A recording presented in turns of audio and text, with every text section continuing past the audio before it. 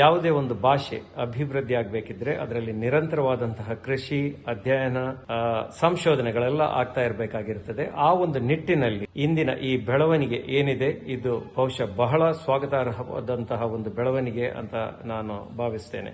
ಆದರೆ ಮೂಲಭೂತವಾದಂತಹ ಒಂದು ಪ್ರಶ್ನೆ ಅಲ್ಲೇ ಉಳ್ಕೊಳ್ತದೆ. ಇದೆಲ್ಲ ಯಾವ ಪುರುಷಾರ್ಥಕ್ಕಾಗಿ ಅಂತ ಹೇಳೋದು. ಇದನ್ನು ನಾವು ಎರಡು ದೃಷ್ಟಿಕೋನಗಳಿಂದ ನೋಡ್ಕೊಳ್ಬೇಕಾಗ್ತದೆ. ಒಂದನೇದು ಜನಸಾಮಾನ್ಯರಿಗೆ ಇದರಿಂದ ಯಾವ ಪ್ರಯೋಜನ ಅಂತ ಹೇಳೋದು. ಬಹುಶಃ ಇದರ ಉತ್ತರ ಸಕಾರಾತ್ಮಕವಾಗಿ ಇಲ್ಲ ಅಂತ ನಾನು ತಿಳ್ಕೊಳ್ತೇನೆ. ಈ ತನಕ ಬ್ಯಾರಿ ಭಾಷೆಗೆ ಲಿಪಿ ಇಲ್ಲ ಅನ್ನತಕ್ಕಂಥ ಕೊರಗನ್ನು ನಾವು ನಿವಾರಿಸಿದ ಸಂತೃಪ್ತಿ ನಮಗಿದೆ. ಈಗ ಬ್ಯಾರಿ ಭಾಷೆಗೆ ಇನ್ನು ಶಾಸ್ತ್ರೀಯ ಸ್ಥಾನಮಾನ ಇರಬಹುದು ಅಥವಾ ಇದನ್ನು ಬೇರೆ ಬೇರೆ ಹಂತದಲ್ಲಿ ಮಾಡಬೇಕಾದರೆ ಲಿಪಿಯ ಅಗತ್ಯತೆಗಳು ಕೂಡ ಇದೆ ಅನ್ನತಕ್ಕಂಥದ್ದು ಎಲ್ಲ ಭಾಷಾ ತಜ್ಞರ ಒಂದು ಅಭಿಪ್ರಾಯ ಆಗಿದೆ. ಈ ಲಿಪಿಯ ಆವಿಷ್ಕಾರ ಮತ್ತು ಬಳಕೆ ಈ ಸಂದರ್ಭದಲ್ಲಿ ಅನಗತ್ಯ ಮತ್ತು ವ್ಯರ್ಥ. 1998ರಲ್ಲಿ ಮಂಗಳೂರಿನಲ್ಲಿ ನಾವು ಪ್ರಪ್ರಥಮ ಬ್ಯಾರಿ ಸಾಹಿತ್ಯ ಸಮ್ಮೇಳನವನ್ನು ನಡೆಸಿದ್ವಿ. ಈ ಬ್ಯಾರಿ ಸಾಹಿತ್ಯದ ಆಂದೋಲನಕ್ಕೆ ಒಂದು 25 ವರ್ಷಗಳ ಇತಿಹಾಸ ಇದೆ. ಈ ಇತಿಹಾಸದ ಉದ್ದಕ್ಕೂ ಇಂದಿನವರೆಗೂ ಸಹ ನಾವು ಕನ್ನಡ ಲಿಪಿಯನ್ನು ಬಳಸಿ ಬ್ಯಾರಿಯನ್ನು ಬರೆಯುತ್ತಾ ಇದ್ದೇವೆ. ಅನೇಕ ಪುಸ್ತಕಗಳು ಪ್ರಕಟವಾಗಿದೆ, ಕವನ ಸಂಕಲನಗಳು ಪ್ರಕಟವಾಗಿದೆ, ಕಾದಂಬರಿಗಳು ಪ್ರಕಟವಾಗಿದೆ, ಪ್ರಬಂಧ ಸಂಕಲನಗಳು ಪ್ರಕಟವಾಗಿದೆ. ಎಲ್ಲವೂ ಸಹ ಬ್ಯಾರಿ ಭಾಷೆಯಲ್ಲಿ ಮತ್ತು ಕನ್ನಡ ಲಿಪಿಯಲ್ಲಿ ಪ್ರಕಟವಾಗಿರುವುದು. ಇದುವರೆಗೆ ಈ ಕನ್ನಡ ಲಿಪಿಯನ್ನು ಬಳಸುವುದರಲ್ಲಿ ನಮಗೆ ಯಾವ ತೊಂದರೆಯೂ ಆಗಲಿಲ್ಲ. ಆದರೆ ಒಂದು ಭಾಷೆಗೆ ಸಂಬಂಧಿಸಿ ಲಿಪಿ ಅಷ್ಟು ಮಹತ್ವದ್ದು ಅಲ್ವೇ ಅಲ್ಲ. ಯಾಕೆಂತ ಹೇಳಿದರೆ ಇಂಗ್ಲೀಷ್ ಈಗ ರೋಮನ್ ಲಿಪಿಯನ್ನು ಬಳಸಿಕೊಂಡು ಸ್ವಂತ ಲಿಪಿ ಇಲ್ಲದಿದ್ದರೂ ಇಂಗ್ಲೀಷ್ ವಿಶ್ವಮಾನ್ಯತೆ ಪಡೆದಿದೆ. ಆದರೆ ಈಗ ಬ್ಯಾರಿ ಲಿಪಿಗೆ ಒಂದು ಚೈನಾದ ಭಾಷೆಗೆ ಹೇಗೆ ಒಂದು ಬರ್ತಾ ಇದೆ ಲಿಪಿ, ಅಂತ ಒಂದು ಲಿಪಿಯನ್ನು ಬಿಡುಗಡೆಗೊಳಿಸಿದ್ದಾರೆ ಅಂತ ಆಪಾದನೆ ಬರ್ತಾ ಇದೆ. ಬ್ಯಾರಿ ಭಾಷೆ ಅದು ಕೇವಲ ಬ್ಯಾರಿ ಸಮುದಾಯದವರಿಗೆ ಮಾತ್ರ ಸೀಮಿತವಾದ ಭಾಷೆ ಅಲ್ಲ. ತನ್ನ ತಾಯಿ ಭಾಷೆಯಾಗಿ ಒಪ್ಪಿಕೊಂಡಿರ್ತಕ್ಕಂಥ ಬ್ಯಾರಿ ಸಮುದಾಯ ಅಲ್ಲದವರು ಕೂಡ ಇದನ್ನು ಆಡತಕ್ಕಂಥ ಭಾಷೆ ಇದು. ಹಾಗಾಗಿ ಇದಕ್ಕೆ ಹೊಸ ಲಿಪಿಯನ್ನು ಕಂಡುಕೊಳ್ಳಲಾಗಿದೆ. ಈ ಲಿಪಿ ಯಾವುದೇ ಒಂದು ಹೊಸ ಲಿಪಿ ಅದನ್ನು ನಾವು ಪ್ರಥಮವಾಗಿ ನೋಡುವಾಗ ನಮಗೆ ಅದು ಅನ್ಯ ಲಿಪಿಯಾಗಿ ಕಾಣ್ತದೆ. ಹೊಸ ಲಿಪಿ ನಮಗೆ ಕನ್ನಡ ಯಾಕೆ ಭಾರಿ ಚಿರಪರಿಚಿತ ಅಂತ ಹೇಳಿದ್ರೆ ನಾವು ಅದು ಹುಟ್ಟುವಾಗಲೇ ನಾವು ಪ್ರಥಮವಾಗಿ ಅಕ್ಷರಾಭ್ಯಾಸ ಮಾಡುವಾಗಲೇ ನಾವು ಕನ್ನಡದಲ್ಲಿವನ್ನ ಮಾಡಿರ್ತೇವೆ. ಹಾಗಾಗಿ ಅದು ನಮ್ಮ ಹೃದಯಕ್ಕೆ ಬರೀ ಹತ್ತಿರವಾಗಿದೆ.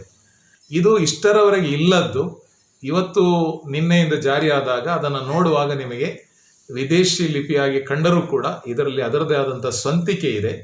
ವಿದೇಶದಲ್ಲಿ ಇದನ್ನು ಹೋಲತಕ್ಕಂಥ ಲಿಪಿ ಖಂಡಿತ ಇರಬಹುದು. ಒಂದಕ್ಕೊಂದು ಪೂರಕವಾದಂಥ ಲಿಪಿಗಳು ಈ ಜಗತ್ತಿನಲ್ಲಿ ಅದೆಷ್ಟೋ ಇದೆ. ಮೊದಲನೇದಾಗಿ ಬ್ಯಾರಿ ಮೂಲತಃ ಒಂದು ಮೌಖಿಕ ಭಾಷೆ. ಬ್ಯಾರಿ ಭಾಷೆಯಲ್ಲಿ ವಿಪುಲ ಜಾನಪದ ಸಾಹಿತ್ಯಗಳಿದ್ದರೂ ಅದನ್ನು ಬರೆದಿಟ್ಟುಕೊಳ್ಳುವಂತಹ ಪರಿಪಾಠ ಬಹಳ ಹಿಂದಿನಿಂದ ಏನೂ ಇರಲಿಲ್ಲ. ಬ್ಯಾರಿ ಸಾಹಿತ್ಯವನ್ನು ಕನ್ನಡ ಲಿಪಿಯಲ್ಲಿ ಬರೆದಿಡುವಂತಹ ಪರಿಪಾಠ ಪ್ರಾರಂಭವಾಗಿದ್ದು ಕೂಡ ಸುಮಾರು 30 ವರ್ಷಗಳಿಂದ ಈಚೆಗಷ್ಟೇ. ಅದಕ್ಕಿಂತ ಹಿಂದೆ ಅರಬಿ ಮಲಯಾಳಂ ಎಂಬ ಸಂಯುಕ್ತ ಲಿಪಿಯಲ್ಲೇ ಬ್ಯಾರಿ ಸಾಹಿತ್ಯವನ್ನು ಬರೆದಿಡಲಾಗ್ತಿತ್ತು. ನನಗಾಗಲಿ ನಮ್ಮಲ್ಲಿ ಹೆಚ್ಚಿನ ಯಾರೇ ಬ್ಯಾರಿಗಳಿಗಾಗಲಿ ಬ್ಯಾರಿ ಖಂಡಿತ ಅನ್ನದ ಭಾಷೆ ಅಲ್ಲ. ಇಂಗ್ಲಿಷ್ ಮತ್ತು ಕನ್ನಡ ನಮಗೆ ಅನ್ನದ ಭಾಷೆ. ಅದಕ್ಕಾಗಿ ಅದನ್ನು ಕಷ್ಟಪಟ್ಟು ಕಲಿತೇವೆ. ಉರ್ದು ಅಲ್ಲಿ ಪರ್ಸೋ ಅರಬಿಕ್ ಸ್ಕ್ರಿಪ್ಟೇ ಯೂಸ್ ಮಾಡ್ತಾ ಬಂದಿದ್ದೇವೆ. ಆದರೆ ಈಗ ರೀಸೆಂಟ್ಲಿ ದೇವನಗರಿ ಸ್ಕ್ರಿಪ್ಟಲ್ಲಿ ಜಾಸ್ತಿ ಬರೀತಾ ಇದ್ದಾರೆ. ಹಾಗೆ ಈಗ ನಾವು ತುಳುನಾಡಿನಲ್ಲಿ ನೋಡಿದರೆ ತುಳು ಭಾಷೆ ಮುಂಚೆ ಲಿಪಿ ಇತ್ತು ಅಂತ ಹೇಳ್ತಾರೆ. ಅದೇ ರೀತಿಯಲ್ಲಿ ಈಗ ಕನ್ನಡ ಲಿಪಿಯನ್ನೇ ಉಪಯೋಗಿಸ್ತಾರೆ. ಬ್ಯಾರಿ ಭಾಷೆಯಲ್ಲೂ ನಾವೀಗ ಬ್ಯಾರಿ ಸಾಹಿತ್ಯ ಜಾಸ್ತಿ ಆಗ್ತಾ ಇದೆ. ಅದರಲ್ಲಿ ಕನ್ನಡದಲ್ಲೇ ಬರಿತಾ ಇದ್ವಿ. ನಾವೆಲ್ಗಳಿವೆ, ಪೋಯಟ್ರಿ ಇವೆ. ಈಗ ಒಂದು ಹೊಸ ಲಿಪಿ ಅನ್ನು ಇಂಟ್ರೊಡ್ಯೂಸ್ ಮಾಡಬೇಕು ಅಂತ ಹೇಳುವಾಗ ಅದರಲ್ಲಿ ಬರುವ ಪ್ರಶ್ನೆ ಅಂದರೆ ಇದನ್ನು ಬ್ಯಾರಿ ಭಾಷೆಗೆ ಒಂದು ಸ್ವಂತವಾದ ಒಂದು ಐಡೆಂಟಿಟಿ ಬೇಕೋ ಅಥವಾ ಕನ್ನಡ ಲಿಪಿಯಲ್ಲೇ ಇದ್ದು ಓದುವವರಿಗೆ ಜಾಸ್ತಿ ಓದ್ಬೋದು ಅಂತ ಒಂದು ಸಿಚುವೇಶನ್ ಬೇಕೋ ಅಂತ ಒಂದು ಪ್ರಶ್ನೆ. ಯಾರು ಕಲಿತಾರೆ, ಹೇಗೆ ಕಲಿತಾರೆ ಅನ್ನೋದು ಮುಖ್ಯವಲ್ಲ. ಒಂದು ಭಾಷೆ ಅಂದಮೇಲೆ ಅದಕ್ಕೆ ಒಂದು ಲಿಪಿ ಬಹಳ ಅಗತ್ಯ. ಈ ಒಂದು ಉದ್ಯಮದಲ್ಲಿ, ಈ ಒಂದು ಕಾರ್ಯಕ್ರಮದಲ್ಲಿ ನಮ್ಮ ಅಕಾಡೆಮಿ ಇವತ್ತು ಸಕ್ಸಸ್ ಆಗಿದೆ, ಯಶಸ್ವಿಯಾಗಿದೆ.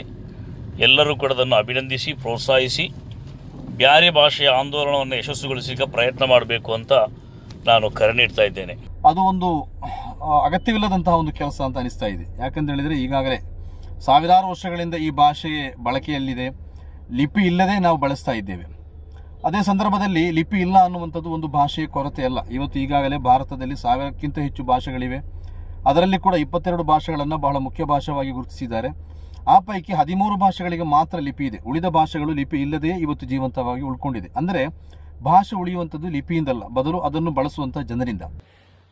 ಆದರೆ ಸಂಶೋಧನೆ ಅಥವಾ ಅಧ್ಯಯನ ದೃಷ್ಟಿಯಿಂದ ನಾವು ನೋಡಿದ್ರೆ ಬಹುಶಃ ಈ ಒಂದು ಬೆಳವಣಿಗೆ ಬಹಳ ಮುಖ್ಯವಾದಂತಹ ಒಂದು ದಿಟ್ಟವಾದಂತಹ ಮಹತ್ವದ ಪ್ರಥಮ ಹೆಜ್ಜೆ ಈ ದಿಕ್ಕಿನಲ್ಲಿ ಅಂತ ನನಗೆ ಅನ್ನಿಸ್ತಾ ಇದೆ. ಬ್ಯಾರಿ ಹಾಗೂ ಕನ್ನಡದಲ್ಲಿ ಅದರ ಉಚ್ಚಾರಣೆಯಲ್ಲಿ ಕೆಲವೊಂದು ವ್ಯತ್ಯಾಸಗಳು ಇರೋದ್ರಿಂದ ಬ್ಯಾರಿ ಭಾಷೆಯಲ್ಲಿ ನಾವು ಕನ್ನಡದಲ್ಲಿ ಬರೆದು ನಮ್ಮ ಅಭಿಪ್ರಾಯವನ್ನು ವ್ಯಕ್ತಪಡಿಸೋದಕ್ಕೆ ಕೆಲವೊಂದು ಇತಿಮಿತಿಗಳು ಇರುತ್ತವೆ. ಅಂತಹ ಒಂದು ಸಂದರ್ಭದಲ್ಲಿ ಇಂತಹ ಒಂದು ಲಿಪಿಯಿಂದ ನಮಗೆ ಬಹಳ ಉಪಕಾರವಾಗ್ತಾ ಇದೆ ಅಂತ ಯಾರಾದರೂ ಅಂದ್ಕೊಂಡಿದ್ರೆ ನನ್ನ ಉತ್ತರ ಅದಕ್ಕೆ ಏನು ಅಂತ ಹೇಳಿದ್ರೆ, ಬಹುಶಃ ಎಲ್ಲಿ ಆ ಇತಿಮಿತಿಗಳು ಇದ್ವೋ ಅಲ್ಲೇ ನಾವು ಕನ್ನಡದ ಲಿಪಿಯನ್ನು ಸ್ವಲ್ಪ ತಿದ್ದುಕೊಂಡು ಮಾಡಿದಿದ್ರೆ ಬೆರಳೆಣಿಕೆಯಲ್ಲಿರುವಂತಹ ಈ ವ್ಯತ್ಯಾಸಗಳನ್ನು ನಾವು ಅಲ್ಲೇ ಸರಿಪಡಿಸಿ ಅದಕ್ಕೆ ಬಹಳ ಕ್ಷಿಪ್ರವಾದಂತಹ ಸುಲಭವಾದಂತಹ ಒಂದು ಪರಿಹಾರವನ್ನು ಕಂಡುಕೊಳ್ಬಹುದಾಗಿತ್ತು. ಒಂದನೇದು. ಅಂತಹ ಸಂದರ್ಭದಲ್ಲಿ ಇದಕ್ಕೆ ಬ್ಯಾರಿಗಾಗಿ ಒಂದು ಪ್ರತ್ಯೇಕ ಲಿಪಿಯ ಆವಿಷ್ಕಾರದ ಅನಿವಾರ್ಯತೆ ಸಹ ಈಗ ಏನೂ ಇಲ್ಲ. 1-2-3 ಅಕ್ಷರಗಳ ಉಚ್ಚಾರಣೆಗೆ ಸ್ವಲ್ಪ ಕನ್ಫ್ಯೂಷನ್ಸ್ ಇದೆ, ಗೊಂದಲಗಳಿದೆ. ಅದು ಹೊಸಬರಿಗೆ ಮಾತ್ರ. ಉದಾಹರಣೆಗೆ ಬಂಡೆ ಬಂಡೆ, ಚೆನ್ನೆ ಚೆನ್ನೈ. ಹೀಗೆ ಪ್ರಶ್ನಾರ್ಥಕವಾಗಿ ಕೇಳುವಾಗ ಮತ್ತು ಅದಕ್ಕೆ ಉತ್ತರ ರೂಪದಲ್ಲಿ ಕೊಡುವಾಗ ಆ ಒಂದು ಅಕ್ಷರಗಳ ಉಚ್ಚಾರಣೆಯಲ್ಲಿ ಆಗುವಂತಹ ಸಣ್ಣ ವ್ಯತ್ಯಾಸ. ಅದು ಭಾಷೆಯ ಬಗ್ಗೆ ಜ್ಞಾನ ಇರುವವರಿಗೆ ಅದರಿಂದ ಏನು ತೊಂದರೆ ಆಗುವುದಿಲ್ಲ. ಉದಾಹರಣೆಗೆ ಈಗ ಇಂಗ್ಲಿಷ್ನಲ್ಲಿ SHOULD ಅಂತ ಬರೀತೇವೆ. ಯಾರು ಅದನ್ನು ಶೌಲ್ಡ್ ಅಂತೇಳಿ ಓದ್ತಾರ? ಇಲ್ಲ, ಶುಡ್ ಅಂತೇಳಿ ಅದರ ಅಭ್ಯಾಸ ಬರದಲ್ಲಿ ಬರುವಂಥದ್ದು. ಸೊ ಯಾವ ಅಗತ್ಯವೂ ಇಲ್ಲದೆ ಈ ಸಂದರ್ಭದಲ್ಲಿ ಒಂದು ಲಿಪಿ, ಹೊಸ ಲಿಪಿಯ ಅಗತ್ಯತೆ ಇರಲಿಲ್ಲ ಅನ್ನೋ ಒಂದು ವಿಚಾರ. ಈಗ ಲಿಪಿ ಅಗತ್ಯ ಇತ್ತಾ, ಇದು ಅಗತ್ಯ ಇತ್ತ ಅಂತ ಕೇಳ್ತಾರೆ. ಬಹಳ ಸ್ಪಷ್ಟವಾಗಿ ಹೇಳ್ತಾ ಇದ್ದೇವೆ, ಕರ್ನಾಟಕ ಬ್ಯಾರಿ ಸಾಹಿತ್ಯ ಅಕಾಡೆಮಿ ಇದು ಅಲ್ಪಸಂಖ್ಯಾತ ಕಲ್ಯಾಣ ಇಲಾಖೆಯಲ್ಲಿ ಬರುವ ಅಕಾಡೆಮಿ ಅಲ್ಲ. ಇದು ಹಜ್ ಅಥವಾ ವಕ್ಫ್ ಬೋರ್ಡ್ನ ಅಧೀನದಲ್ಲಿ ಬರುವ ಅಕಾಡೆಮಿ ಅಲ್ಲ. ಇದು ಶುದ್ಧವಾಗಿ ಕನ್ನಡ ಮತ್ತು ಸಂಸ್ಕೃತಿ ಇಲಾಖೆಯ ಅಧೀನದಲ್ಲಿ ಬರುವಂತಹ ಒಂದು ಅಕಾಡೆಮಿ. ಇದರಲ್ಲಿ ಸಮಾಜ ಸೇವೆ ಮಾಡಲಿಕ್ಕೆ ಅವಕಾಶಗಳಿಲ್ಲ, ಧಾರ್ಮಿಕ ಸೇವೆಗಳನ್ನು ಮಾಡಲಿಕ್ಕೆ ಅವಕಾಶಗಳಿಲ್ಲ. ಇಲ್ಲಿ ಭಾಷೆ, ಕಲೆ, ಸಾಹಿತ್ಯ ಮತ್ತು ಸಂಸ್ಕೃತಿಯ ಬೆಳವಣಿಗೆ, ಅದನ್ನು ಉಳಿಸುವ ಬೆಳೆಸುವಂತ ಮಾತ್ರ ಇರತಕ್ಕಂಥ ಒಂದು ಅಕಾಡೆಮಿ ಆಗಿದ್ದರಿಂದ ಈ ಅಕಾಡೆಮಿ ಆ ಚೌಕಟ್ಟಿನೊಳಗಿದ್ದು ಏನು ಮಾಡಬೇಕು ಅದನ್ನು ಬಹಳ ಸ್ಪಷ್ಟವಾಗಿ ನಾವು ಮಾಡ್ತಾ ಇದ್ದೇವೆ ಅನ್ನತಕ್ಕಂಥದ್ದು ಈ ಟೀಕಾಕಾರರಿಗೆ ನಾನು ಹೇಳತಕ್ಕಂಥ ಒಂದು ನನ್ನ ಪ್ರತಿಕ್ರಿಯೆ ಅಂತ ನಾನು ಭಾವಿಸ್ತೇನೆ. ಬಹುಶಃ ಅಷ್ಟರ ಮಟ್ಟಿಗೆ ಇವತ್ತು ಸಾರ್ವಜನಿಕ ವಲಯದಲ್ಲಿ ಲಿಪಿಯ ಬಗ್ಗೆ ಪರ ವಿರುದ್ಧ ಚರ್ಚೆ ಆಗಿದೆ ಅಂತ ಹೇಳಿದ್ರೆ ಜನರು ಆ ಭಾಷೆಯ ಬಗ್ಗೆ ಅಷ್ಟೊಂದು ಕಾಳಜಿಯನ್ನು ವಹಿಸಿದ್ದಾರೆ ಅಂತಲೇ ನಾವು ತಿಳ್ಕೊಳ್ಬೇಕಾಗ್ತದೆ. ಮತ್ತು ಆ ಎಲ್ಲ ಚರ್ಚೆಯನ್ನು ನಾವು ಸ್ವಾಗತಿಸಿಕೊಂಡು ಆ ಚರ್ಚೆಗಳ ಪೈಕಿ ಅತ್ಯಂತ ರಚನಾತ್ಮಕವಾದ ಚರ್ಚೆಗಳು ಯಾವುದು, ಟೀಕೆ ಯಾವುದು, ಅಥವಾ ವಿರೋಧಗಳ ಪೈಕಿ ಕನ್ಸ್ಟ್ರಕ್ಟಿವ್ ಆದಂಥ ಕ್ರಿಟಿಕ್ ಯಾವುದು ಎನ್ನುವುದನ್ನು ನೋಡಿಕೊಂಡು ನಾವು ಅದಕ್ಕೆ ಉತ್ತರಿಸಬೇಕಾಗ್ತದೆ ಮತ್ತು ಅದನ್ನು ನಾವು ಸಲಹೆ ರೂಪದಲ್ಲಿ ಕೂಡ ಪರಿಗಣಿಸಬೇಕಾದ್ದು ನಮ್ಮ ಕರ್ತವ್ಯ.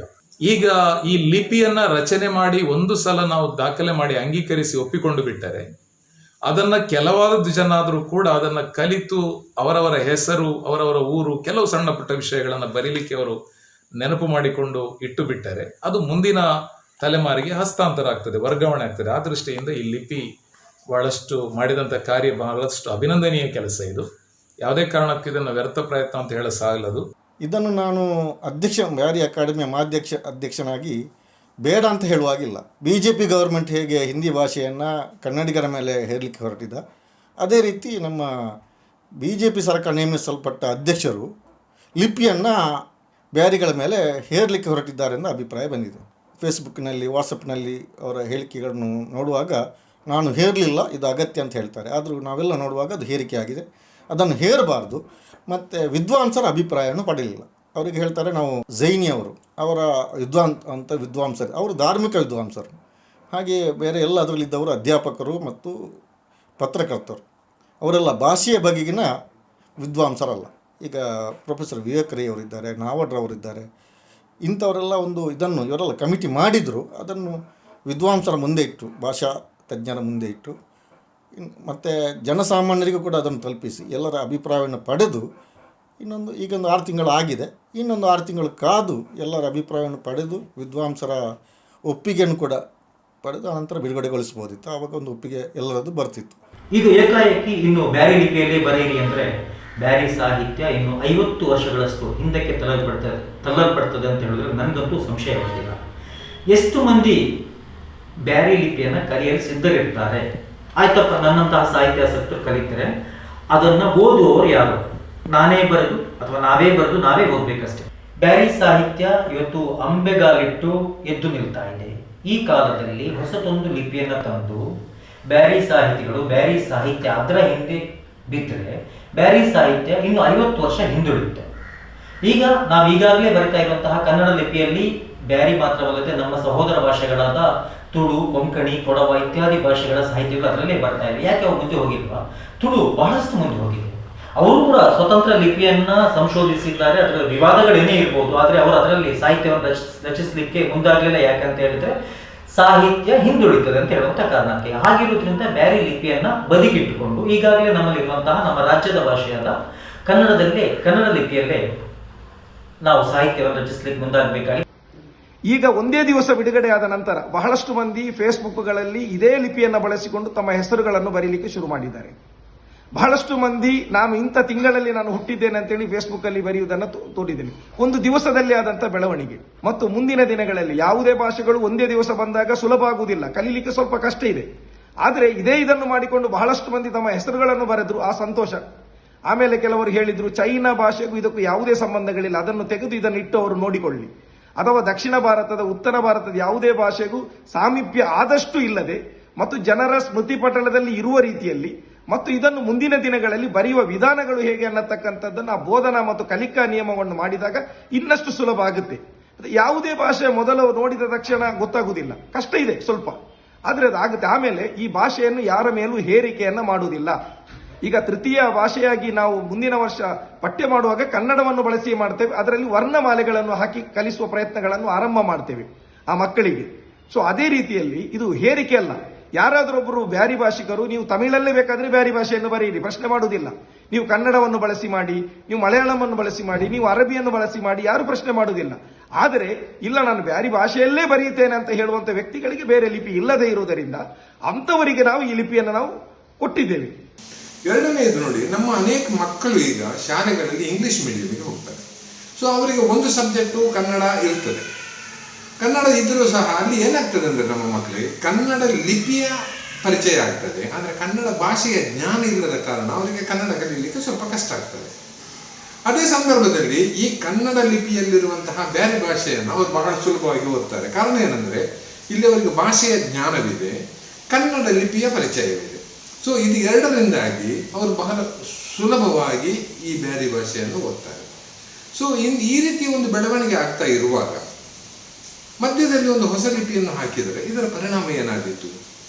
ಈಗಾಗಲೇ ನಮ್ಮ ಮೇಲೆ ಕೆಲವು ಆರೋಪಗಳಿದೆ. ಕನ್ನಡದಲ್ಲೇ ನಾವು ಬಹಳಷ್ಟು ಹಿಂದುಳಿದಿದ್ದೇವೆ ಅಂತ ಹೇಳಿ ಮುಸಲ್ಮಾನರ ಬಗ್ಗೆ ಹೇಳ್ತಾ ಇದ್ದಾರೆ. ಅದರ ಜೊತೆಗೆ ಇಂಗ್ಲಿಷ್ ಇವತ್ತು ಬಹಳ ಅನಿವಾರ್ಯವಾಗಿದೆ. ನಗರ ಪ್ರದೇಶದ ಮಕ್ಕಳಿಗೆ ಬ್ಯಾರಿ ಭಾಷೆಯ ಪದಗಳೇ ಬರ್ತಾ ಇಲ್ಲ, ಇಂಗ್ಲಿಷ್ ಮಯವಾಗಿದೆ. ಅಂತಹ ಒಂದು ಸನ್ನಿವೇಶದಲ್ಲಿ ಬ್ಯಾರಿ ಭಾಷೆಗೆ ಒಂದಷ್ಟು ಲಿಪಿಗಳನ್ನು ಕೂಡ ಕೊಟ್ಟು ಅವರು ಅದನ್ನು ಕಲಿಬೇಕು ಅಂತ ಹೇಳುವಂತಹ ಒಂದು ಸಂಕೀರ್ಣತೆಗೆ ದೂಡುವಂಥದ್ದು ಖಂಡಿತವಾಗಿಯೂ ಅಪ್ರಸ್ತುತ, ಅಪ್ರಾಯೋಗಿಕ ಮತ್ತು ಅನಗತ್ಯ ಅಂತ ಹೇಳಲಿಕ್ಕೆ ನಾನು ಬಯಸ್ತಾ ಇದ್ದೇನೆ. ಅದನ್ನು ಹೇಗೆ ಮುಂದುವರಿಸಬೇಕು ಅಂತ ನಾವು ನಮ್ಮೆಲ್ಲ ಒಟ್ಟಿಗೆ ಸೇರಿ ತೀರ್ಮಾನಿಸ್ಬೋದು. ಇನ್ನು ಮುಂದೆ ಚರ್ಚೆ ಮಾಡೋಣ. ಲಿಪಿಗಳು ಮತ್ತು ಇದರಲ್ಲಿರುವ ಬದಲಾವಣೆ ಬಗ್ಗೆ ಇನ್ನೂ ನಾವು ರಿಸರ್ಚ್ ಎಲ್ಲ ಮಾಡಿ ಅರ್ಥ ಮಾಡುವ ಅಂತ ಹೇಳಿ ನಾನು ಬಹಳ ವಿಶೇಷವಾಗಿ ಹೇಳುವಂಥದ್ದು ಏನಂತ ಹೇಳಿದ್ರೆ ಕಲ್ಲಿಕೋಟೆ ಕ್ಯಾಲಿಕೇಟ್ನ ಒಬ್ಬ ದಂತವೈದ್ಯ ಮಲಯಾಳಿ, ಬ್ಯಾರಿ ಭಾಷೆ ಏನೂ ಬರುವುದಿಲ್ಲ ಅಂತ ವ್ಯಕ್ತಿಗಳು ಕೂಡ ಇದಕ್ಕೆ ಕೊಡುಗೆಯನ್ನು ಕೊಟ್ಟಾಗ ನನಗೆ ನಿಜವಾಗಿಯೂ ಪ್ರೇರಣೆಯಾಗಿದೆ. ಯಾಕಂತ ಹೇಳಿದ್ರೆ ಒಬ್ಬ ಮಲಯಾಳಿ ಬ್ಯಾರಿ ಭಾಷೆಗೆ ಕೊಡುಗೆ ನೀಡಲಿಕ್ಕೆ ಇಷ್ಟೊಂದು ಸಹಕಾರ ಕೊಡ್ತಾನೆ ಅಂತ ಹೇಳುವಾಗ ನನಗೆ ಸ್ಫೂರ್ತಿ ಕೂಡ ಆ ಡಾಕ್ಟರ್ ಫೌಜೀದ್ ಆಗಿದ್ದಾರೆ ಅನ್ನತಕ್ಕಂಥದ್ದು ಹೆಮ್ಮೆಯಿಂದ ನಾನು ಹೇಳತಕ್ಕಂಥದ್ದು. ಆದರೆ ಮುಂದಿನ ದಿನಗಳಲ್ಲಿ ಖಂಡಿತವಾಗಿ ಇದು ಸರಳವಾಗಿ ಸುಲಭವಾಗಿ ಎಲ್ಲರ ಕೈ ಸೇರುವಂತಹ ಭಾಷೆಗಳಾಗುತ್ತೆ. ಮೊದಲೇ ನಾನು ಹೇಳಿದ್ದೇನೆ, ಭಾಷೆಯಲ್ಲಿ ಹೇರಿಕೆಗಳಿಲ್ಲ, ಯಾರಿಗೂ ಒತ್ತಾಯಗಳಿಲ್ಲ, ಆದರೆ ಲಿಪಿ ಇಲ್ಲದ ಭಾಷೆ ಅನ್ನತಕ್ಕಂಥ ಕೊರಗು ನಿವಾರಿಸಿದ್ದೇವೆ. ಇನ್ನು ಮುಂದಕ್ಕೆ ಕರ್ನಾಟಕದ ಈ ಬ್ಯಾರಿ ವಿಶ್ವದಲ್ಲಿ ಮಾತಾಡತಕ್ಕಂಥ ಬ್ಯಾರಿಗಳು ಅಭಿಮಾನದಿಂದ ಹೇಳತಕ್ಕಂಥದ್ದು ಇದಕ್ಕೆ ಒಂದು ಲಿಪಿ ಇದೆ, ಇದು ಲಿಪಿ ಇರುವ ಭಾಷೆ, ಕ್ಯಾಲೆಂಡರ್ ಇರುವಂತಹ ಒಂದು ಭಾಷೆ ಅನ್ನತಕ್ಕಂಥದ್ದು ಒಂದು ಒಪ್ಪುವಂತ ರೀತಿಯಲ್ಲಿ ಮಾಡಿರುವಂತಕ್ಕೆ ನಮಗೆ ಹೆಮ್ಮೆ ಇದೆ. ನನಗೆ ಸುಮ್ಮನೆ ಒಂದು ಭಾಷೆಯ ಬೆಳವಣಿಗೆಯನ್ನು ಹಿಂದಕ್ಕೆ ಎಳೆಯುವ ಪ್ರಕ್ರಿಯೆ ಆಗ್ತದೋ ಅಂತೇಳಿ ನನಗೆ ಭಯವಾಗ್ತಾ ಇದೆ. ನಾವು ಈ ಕರ್ನಾಟಕ ಸರ್ಕಾರದಿಂದ ಸಾಹಿತ್ಯ ಅಕಾಡೆಮಿಯನ್ನು ಕೇಳುವಾಗ ನಮಗಿದ್ದ ಒಂದು ದೊಡ್ಡ ಅಸ್ತ್ರ ಯಾವುದು ಗೊತ್ತಾ? ಈ ಲಿಪಿ. ನಾವು ಸರ್ಕಾರದ ಮುಂದೆ ಹೋಗಿ ಈ ಲಿಪಿಯನ್ನು ಪ್ರದರ್ಶಿಸಿದ್ದು ನೋಡಿ, ನಾವು ಕನ್ನಡ ಲಿಪಿಯನ್ನು ಬಳಸಿ ಬೇರೆ ಭಾಷೆಯನ್ನು ಬರೀತಾ ಇದ್ದೇವೆ, ಆದುದರಿಂದ ನಮಗೆ ಅಕಾಡೆಮಿ ನೀವು ಕರ್ನಾಟಕದವರು ಕೊಡಬೇಕು ಅಂತ ಹೇಳಿ ಈ ಒಂದು ವಾದದಿಂದಾಗಿ ಮತ್ತು ಈ ಒಂದು ಅಸ್ತ್ರದಿಂದಾಗಿಯೇ ನಮಗೆ ಇವತ್ತು ಅಕಾಡೆಮಿ ಸಿಕ್ಕಿರೋದು. ಅಂದರೆ ಅಕಾಡೆಮಿ ಸಿಕ್ಕಲಿಕ್ಕೆ ಇದೊಂದು ಪೂರಕವಾದಂತಹ ಒಂದು ಬೆಂಬಲವಾಗಿತ್ತು. ಈ ಎಲ್ಲ ಅವಲೋಕಿಸುವಾಗ ನನಗನ್ನಿಸ್ತದೆ, ಒಂದು ಹೊಸ ಲಿಪಿಯನ್ನು ಆವಿಷ್ಕರಿಸುವುದು, ಅದನ್ನು ಮತ್ತೆ ಕಲಿಸುವುದು, ಮತ್ತೆ ಕಲಿಯುವುದು, ಇದೆಲ್ಲ ಒಂದು ಪ್ರಕ್ರಿಯೆಯನ್ನು ಬಹಳ ಹಿಂದೆ ತಗೊಂಡು ಹೋಗ್ತದೆ. ಆ ಒಂದು ಕಾರಣಕ್ಕಾಗಿ ಮಾತ್ರ, ವಿರೋಧ ಅಂತೇಳಿ ನಾನು ಹೇಳುವುದಿಲ್ಲ, ಆ ಒಂದು ಕಾರಣಕ್ಕಾಗಿ ಮಾತ್ರ ನಾನು ಹೇಳ್ತೇನೆ, ಈ ಬ್ಯಾರಿಯ ಹೊಸ ಲಿಪಿಯ ಒಂದು ಪರಿಕಲ್ಪನೆ ಏನಿದೆ, ಆವಿಷ್ಕಾರ ಏನಿದೆ, ಪರಿಚಯ ಮಾಡಿಸಿದ್ದೇನಿದೆ, ಅದು ಈಗ ಅನಗತ್ಯ ಮತ್ತು ಅದು ವ್ಯರ್ಥ. ಎರಡನೆಯದು, ಇವತ್ತಿನ ದಿನ ನಾವು ಬ್ಯಾರಿ ಭಾಷೆಯಲ್ಲಿ ಬರೆಯಲು ಓದಲು ಕನ್ನಡವನ್ನ ಉಪಯೋಗಿಸ್ತೇವೆ. ಇದರಿಂದ ಬ್ಯಾರಿಗಳಿಗೂ ಬಹಳ ಪ್ರಯೋಜನ ಇದೆ, ಕನ್ನಡ ಭಾಷೆಗೂ ಬಹಳ ಪ್ರಯೋಜನ ಇದೆ. ಒಂದು ವೇಳೆ ಮುಂದಿನ ದಿನಗಳಲ್ಲಿ ಈ ಲಿಪಿಯನ್ನ ಹೇರುವಂತಹ ಒಂದು ಪ್ರಯತ್ನ ನಡೆದು ಮುಂದಿನ ದಿನಗಳಲ್ಲಿ ನಮ್ಮ ಬರಹಗಳೆಲ್ಲ ಬ್ಯಾರಿ ಲಿಪಿಯಲ್ಲೇ ಬರಬೇಕು ಅನ್ನೋ ಒಂದು ಅವಕಾಶ ಬಂದ್ರೆ ಬಹುಶಃ ಇದರಿಂದ ಬ್ಯಾರಿಗಳಿಗೂ ಕನ್ನಡಕ್ಕೂ ನಷ್ಟವಾಗ್ತದೆ ಅನ್ನೋದನ್ನು ನಾವು ಗಮನದಲ್ಲಿ ಇಟ್ಕೊಳ್ಬೇಕಾಗ್ತದೆ. ಮೂರನೇದಾಗಿ, ಇದು ಜನಸಾಮಾನ್ಯರಿಗೆ ಅಲ್ದಿದ್ರೂ ಸಂಶೋಧನೆಯ ದೃಷ್ಟಿಯಿಂದ ಇದರಿಂದ ಬಹಳ ಲಾಭವಿದೆ ಅಂತ ನಾವು ತಿಳ್ಕೊಂಡ್ರೆ ಬಹುಶಃ ನಾವು ಇದನ್ನ ಈ ಪ್ರಯತ್ನವನ್ನ ಇಲ್ಲಿಗೆ ಕೈಬಿಟ್ಟು ಇದರ ಅನುಷ್ಠಾನದ ಕಡೆಗೆ ಗಮನ ಕೊಡದಿದ್ರೆ ಬಹುಶಃ ಇದೊಂದು ಪುಸ್ತಕವಾಗಿ ನಮ್ಮ ಅಕಾಡೆಮಿಯಲ್ಲಿ ಇಲ್ಲಿಗೆ ಕೈಬಿಟ್ಟು ಇದರ ಅನುಷ್ಠಾನದ ಕಡೆಗೆ ಗಮನ ಕೊಡದಿದ್ರೆ ಬಹುಶಃ ಇದೊಂದು ಪುಸ್ತಕವಾಗಿ ನಮ್ಮ ಅಕಾಡೆಮಿಯ ಲೈಬ್ರರಿಯಲ್ಲಿ ಕೊಳೆಯುವಂತಹ ದಿನಗಳು ಬರಬಹುದು. ಅದಕ್ಕಾಗಿ ನಾವು ಇದನ್ನ ಜತನದಿಂದ ಕಾಪಿಡುವಂತಹ ಒಂದು ಕೆಲಸವನ್ನ ಅಕಾಡೆಮಿ ಮತ್ತು ನಾವೆಲ್ಲರೂ ಮಾಡುವಂತಹ ಒಂದು ಜವಾಬ್ದಾರಿ ನಮ್ಮ ಮೇಲಿದೆ. ಬಹುಶಃ ನನಗೆ ಅನಿಸೋದು, ಮುಂದಿನ ದಿನಗಳಲ್ಲಿ ಬ್ಯಾರಿ ಪಠ್ಯ ಪುಸ್ತಕಗಳು ಪ್ರಕಟವಾಗ್ತವೆ, ಅದರಲ್ಲಿ ಒಂದು ಅಧ್ಯಾಯವಾಗಿ ನಾವು ಇದನ್ನು ಪರಿಚಯಿಸಿ ನೋಡ್ಕೊಳ್ಬಹುದು ಹೇಗೆ ನಡೀತದೆ ಅಂತ ಹೇಳ್ಕೊಂಡು, ಅಥವಾ ಮಂಗಳೂರು ವಿಶ್ವವಿದ್ಯಾನಿಲಯದಲ್ಲಿ ಬ್ಯಾರಿ ಅಧ್ಯಯನ ಪೀಠವಿದೆ, ಅಲ್ಲಿನೂ ಇದನ್ನು ನಾವು ಒಂದು ವಿಷಯವಾಗಿ ಪರಿಚಯಿಸಿ ಮುಂದಿನ ದಿನಗಳಲ್ಲಿ ಇದರ ಬಗ್ಗೆ ಅಧ್ಯಯನ ಮಾಡಲು ನಾವು ಅನುವು ಮಾಡಿಕೊಡಬಹುದು. ಇಷ್ಟೆಲ್ಲ ಹೇಳಿದ ಮೇಲೂ ಮೂಲಭೂತವಾದಂತಹ ಪ್ರಶ್ನೆ ಅಲ್ಲೇ ಉಳ್ಕೊಳ್ತದೆ, ಇದರಿಂದ ಯಾರಿಗೆ ಏನು ಲಾಭ ಅಂತ ಹೇಳೋದು. ಬಹುಶಃ ಒಂದು ವೇಳೆ ಈ ಪ್ರಯತ್ನಕ್ಕೆ ಕೈ ಹಾಕುವ ಮುನ್ನ ನನ್ನಲ್ಲಿ ಯಾರಾದರೂ ಇದನ್ನು ಕೇಳಿದ್ದಿದ್ರೆ ನಾನು ಇದನ್ನು ವಿರೋಧಿಸ್ತಾ ಇದ್ನೋ ಏನೋ ನನಗೆ ಗೊತ್ತಿಲ್ಲ. ಆದರೆ ಇಂದಿನ ದಿನದಲ್ಲಿ ಇಷ್ಟೊಂದು ದೊಡ್ಡ ಪ್ರಯತ್ನದ ಫಲವಾಗಿ ಈ ಒಂದು ಲಿಪಿಯ ಆವಿಷ್ಕಾರವಾಗಿ ನಮ್ಮ ಮುಂದಿರಬೇಕಿದ್ರೆ ಇದನ್ನೆಲ್ಲರೂ ನಾವು ಮುಕ್ತ ಹೃದಯದಿಂದ ಸ್ವಾಗತಿಸಬೇಕು ಅಂತ ಎಲ್ಲರಲ್ಲೂ ನನ್ನ ಒಂದು ಕೇಳಿಕೆ. ಕೊನೆಯದಾಗಿ ನಂದೇ ಆದಂತಹ ಒಂದು ವೈಯಕ್ತಿಕ ಅಭಿಪ್ರಾಯ, ಇಂದಿನ ದಿನದಲ್ಲಿ ಪ್ರಪಂಚದಲ್ಲಿ ಬಹಳ ಕ್ಷಿಪ್ರವಾದಂತಹ ಬೆಳವಣಿಗೆಗಳು ನಡೆಯುತ್ತಿರುವಂತಹ ಸಂದರ್ಭದಲ್ಲಿ ಮುಂದಿನ ದಿನಗಳಲ್ಲಿ ಹಲವಾರು ಭಾಷೆಗಳು ನಮ್ಮ ಪ್ರಯತ್ನದ ಹೊರತಾಗಿಯೂ ತಮ್ಮ ಅಸ್ತಿತ್ವವನ್ನು ಖಂಡಿತ ಕಳ್ಕೊಳ್ಳಿವೆ ಅಂತ ತಿಳಿದವರೆಲ್ಲರೂ ಇಂದು ಬಹಳ ಸಂಶಯವಿಲ್ಲದೆ ನಮ್ಮ ಮುಂದೆ ಹೇಳ್ತಾ ಇದ್ದಾರೆ. ಹಾಗಿರುವಾಗ ಇನ್ನು ಬಾಲ್ಯಾವಸ್ಥೆಯನ್ನೇ ಕಳೆದಿದ್ದಂತಹ ಬ್ಯಾರಿ ಭಾಷೆಗೆ ಕನ್ನಡದಂತಹ ಒಂದು ಅನುಕೂಲಕರವಾದಂತಹ ಲಿಪಿ ಇರುವ ಸಂದರ್ಭದಲ್ಲೂ ಬ್ಯಾರಿಯ ಒಂದು ಲಿಪಿಯನ್ನು ಆವಿಷ್ಕಾರ ಮಾಡುವಂತಹ ಒಂದು ಭಗೀರಥ ಪ್ರಯತ್ನವನ್ನು ಮಾಡುವ ಅಗತ್ಯವೇನಿತ್ತು ಅನ್ನುವ ಪ್ರಶ್ನೆ ಇನ್ನೂ ನಮ್ಮ ಮನಸ್ಸಲ್ಲಿ ಉಳ್ಕೊಂಡಿದ್ರೆ ಬಹುಶಃ ಅದಕ್ಕೆ ಉತ್ತರ ಮುಂದಿನ ದಿನಗಳಲ್ಲಿ ಕಾಲವೇ ನಮಗೆ ಕೊಡಲಿದೆ ಅಂತ ನಾನು ತಮ್ಮ ಮುಂದೆ ಹೇಳಬಯಸ್ತಾ ಇದ್ದೇನೆ. ನಮಸ್ಕಾರ.